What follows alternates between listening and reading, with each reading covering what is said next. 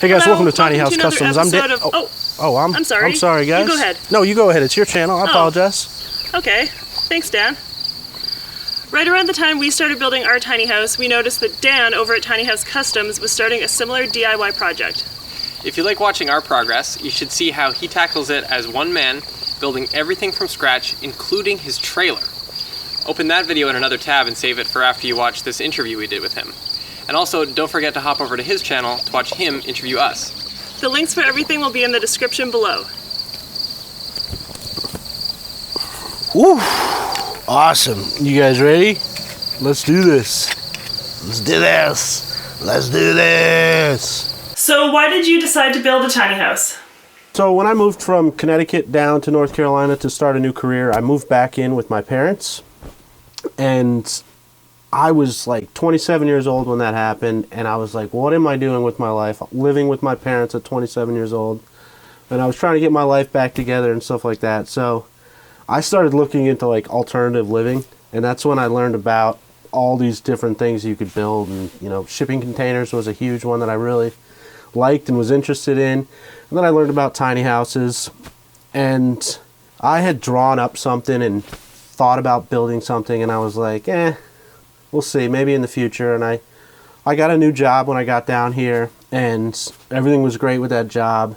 And then one day I lost that job, and so I was like really considering that whole tiny house thing. I could live for dirt cheap in this tiny house, and I wouldn't have to move back in with mom and dad. So the main reason why I decided to build the tiny house was that if I ever lost my job or I didn't have a steady income anymore, I would have a place to stay. Is that good?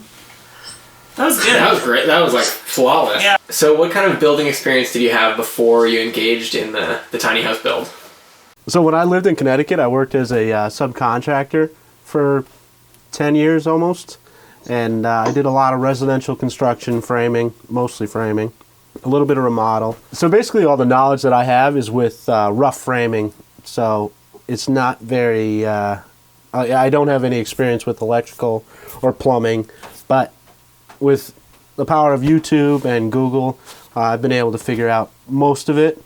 And then sometimes I do stuff wrong, and the wonderful commenters always educate me as well. So I'm gaining my experience through them as well. So what was it like building your own trailer, and how much did that cost you? And did you have to learn anything, or did you already know how to build trailers, and would you do it again? I can't smile because I haven't smiled before. So a lot of what I learned in that build... Sorry. No. Cackled while you were talking. This is fine. This is too funny.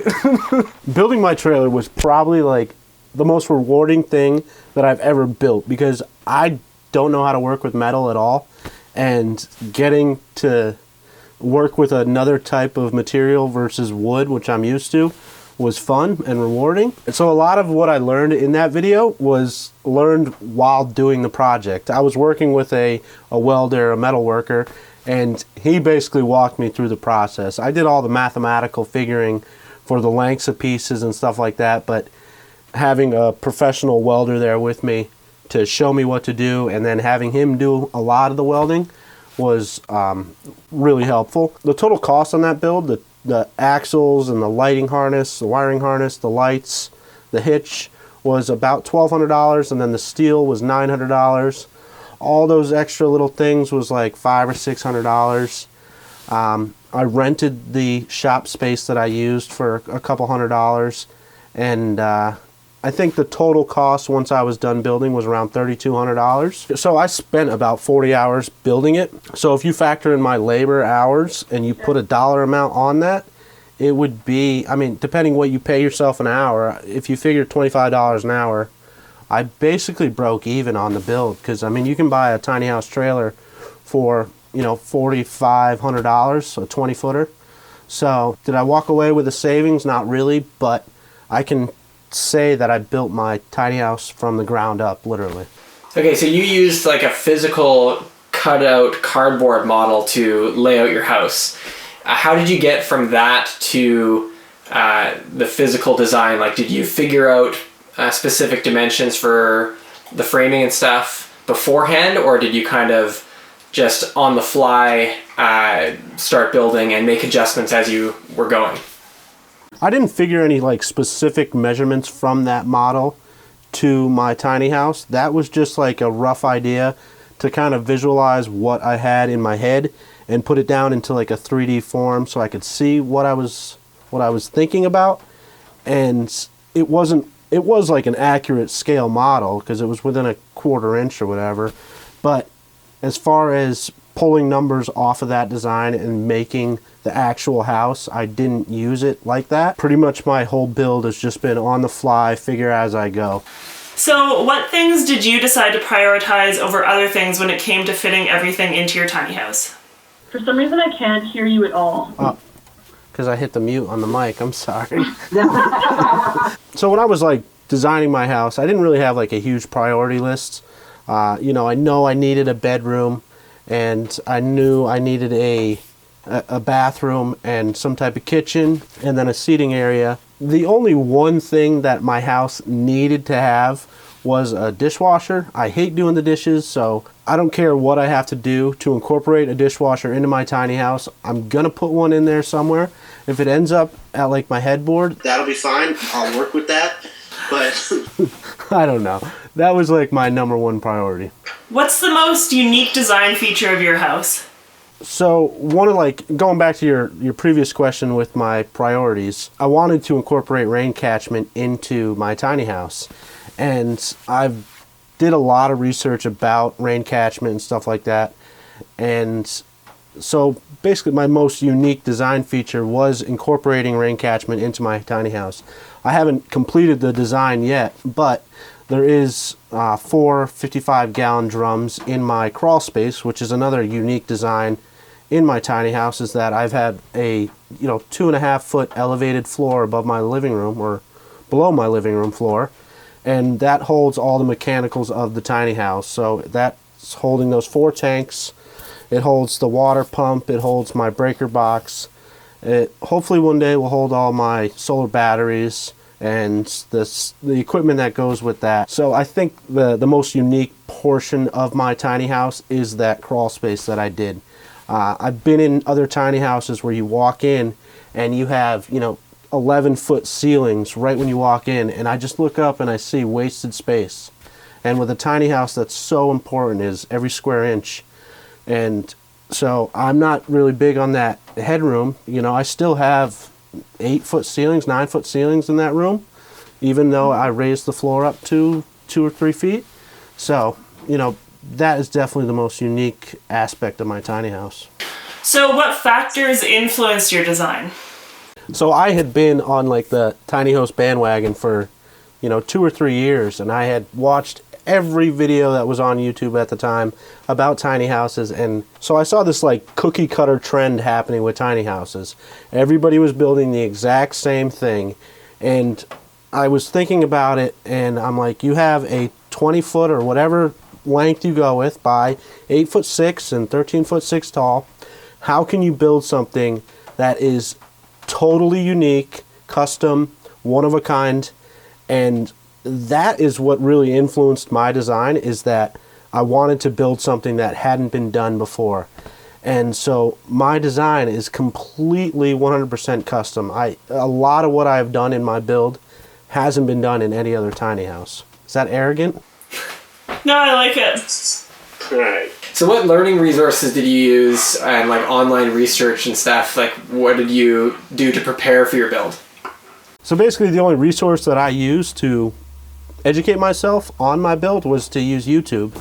And like I said, I'd been researching for a couple of years, and I had soaked up everything that was on YouTube at the time. I didn't buy any books. I didn't pay for any DVDs. I didn't go to any workshops. I should say I didn't go to any overpriced workshops, because they are way overpriced. But yeah, basically I just used YouTube and a little bit of Google research to prepare myself for the build. Most of the things that I've done, I've been researching while I go, I didn't know anything about electrical, so anytime I went to Lowe's and I bought something that was pertaining to electrical, I would talk to the guy in the electrical aisle and He would tell me I was an idiot, and I would say thank you, and I'd buy the stuff, and I'd go home and do whatever I was going to do with it.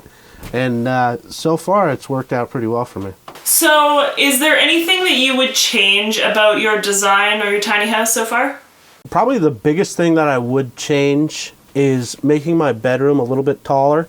Right now it's 3'3", and that's plywood to the bottom of the joists that are exposed. So personally, I don't think you should go anything under 3'6" for a bedroom ceiling height, finished floor to top of the ceiling. 3'3" it's okay, but occasionally I do hit my head, and that hurts. Another thing that I would change is my floor layout, which I will be changing in the next coming weeks. I'll be taking my shower out that I installed and moving it to the total opposite end of the house, and taking my kitchen and switching it as well. And then I'll be putting in a living room, like a full-size living room with a entertainment center, and then a full-size love seat couch, so that I have a more comfortable place to relax. I've done some measuring, and I can also incorporate a computer desk into that. And what this will end up doing is making a smaller kitchen. And also I won't have like a huge closet space to store clothing and stuff like that, but it's also opened up this huge wall for me to incorporate cubby storage and places to put stuff. So, how much have you spent so far in your build, and did you have a budget, and have you surpassed, or are you still inside your budget? So I haven't been keeping track exactly of how much I'm spending on my build, but I have like a rough 1,000 mark. I kind of keep track of that, and I think I'm right around the $18,000 mark, which is crazy, but I'm not going for a budget-friendly build. I'm more going for the things that I really want. When I first started my build, my original plan was between $30,000 to $35,000. Now that I've gotten into it more and I've done more research and I keep getting estimates on different things, I've realized that I'm going to be probably close to $40,000, and I'll probably, if I do solar, I'll probably get it close to $50,000, which is insane for a tiny house, but it will be a 100% off-grid tiny house, and I'll be able to put this thing in the middle of nowhere and be able to live off of the land. So $50,000 for something like that, I think is something that's reasonable. You do estimates on stuff, but then you don't take into consideration those little things that you need. Like you said, paintbrushes, paint, and just those little things that you don't calculate into your build, and they just add up and make it way bigger than you had anticipated. Did you have an idea of when you would be finished, or a schedule for your project? And has that changed since you've engaged in the project? So when I started doing my build, I had anticipated it taking about 3 years, and the only reason that it was 3 years was because of financial restraints that I had. Now that I've moved into the tiny house and I'm living in it, I'm able to put more money into the tiny house than I was when I was renting a property and building the house at the same time. But I've also learned now that my taste is a little bit more expensive than I had anticipated, and so I'm still on that 3-year plan. I'm just putting a lot nicer things into my tiny house. I'm going to be living in this thing for probably my whole life, so I want it to be everything that you would ever want in your dream house. So I'm not going to cut any corners, and I'm not going to buy some cheap material. I know that's probably bad to some people, but I want $1 million mansion with a McDonald's budget, so I'm going to take my time, and when it's done, it's done. I don't really care. I really enjoy doing these woodworking projects, so it's a fun thing for me to do, and if it takes 5 years, it takes 5 years, and I'm all right with that. So what has been the biggest challenge in your build so far? So I've had a lot of different challenges in my build. I think the biggest challenge that I've had is the financial challenge, and that's coming up with different funds to support different portions of my builds. I haven't had anything that I haven't been able to surpass or come up with a solution for. So most of the time we've got two people to work together, but you're building by yourself. So what's it been like filming and working by yourself?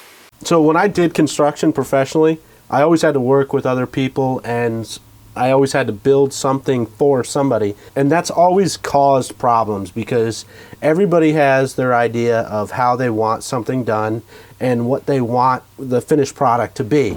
And so by doing this on my own, I've been able to envision what I want and been able to produce exactly what I want to finish. So as far as filming it by myself, that's been a little bit of a challenge, but typically I just set my camera up. I record way more than you guys actually end up seeing, and when I do my editing process, I can use different software to crop and make tighter shots and make something more watchable for you guys. Yeah, I was good there. I can cut that. The location of your build now seems pretty secluded, but your previous location seemed more visible. Did anyone approach you and ask what you were doing? So at the previous location where I was building, only 2 of my neighbors ever came over to talk to me about my build, and they were pretty cool about it. And since I wasn't living in my tiny house at that time, it wasn't a problem. So if, a town official ever came and said, "What are you doing?" The tiny house was not a livable structure, and it was a movable structure, so it wouldn't have been a problem. Now that I've moved and I'm living in it, if anybody ever comes up to me and asks me what I'm doing, I'm building a shed, and I'm not living in the structure that I have, which is a tiny house, but nobody needs to know that I'm living in the house, since it is technically illegal to live in it. What are your future plans for your tiny house? Are you planning on staying where you are, or are you going to buy some land? So as of right now, in my build, I will definitely be staying here until either the landlords tell me to get out, the town tells me to leave.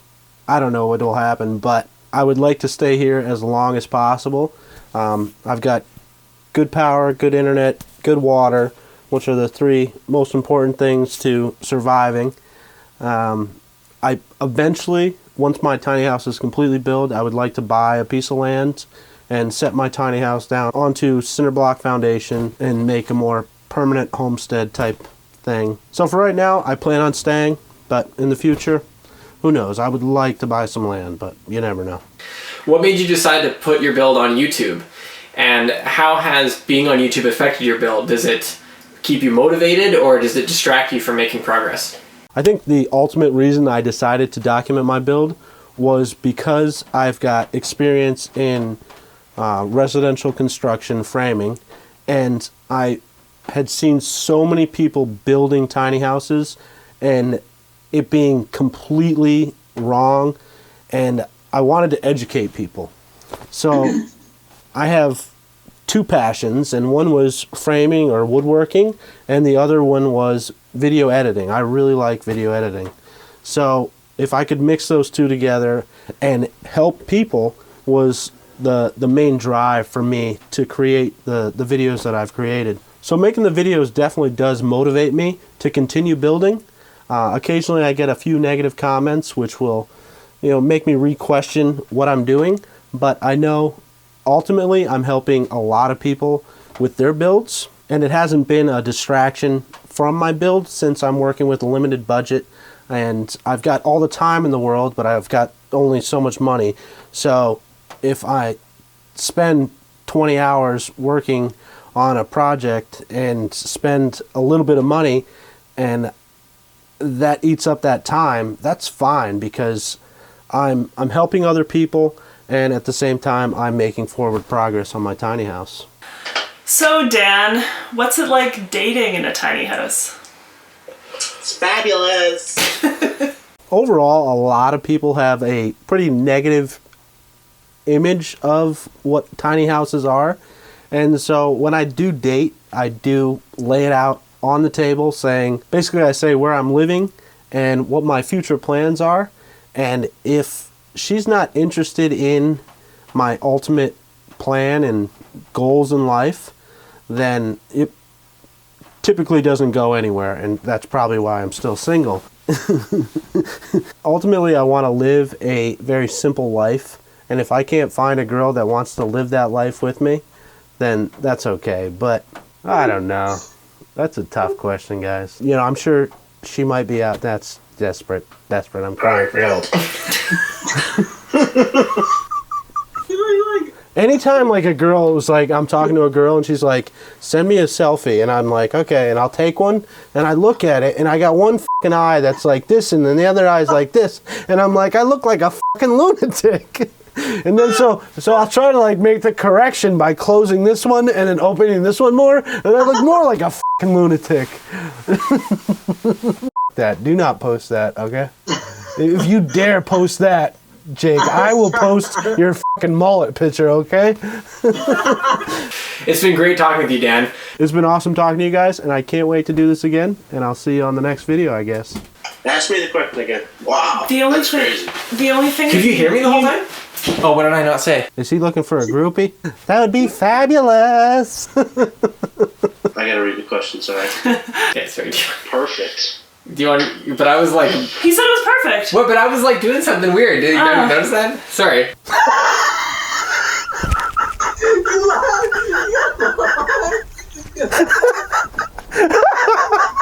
No, do it again. I'm sorry, I shouldn't have laughed. Before you go, hit our subscribe button. Then head over to Dan's channel to watch him interview us, and to watch the rest of his tiny house content. That's good. You can also visit our website here.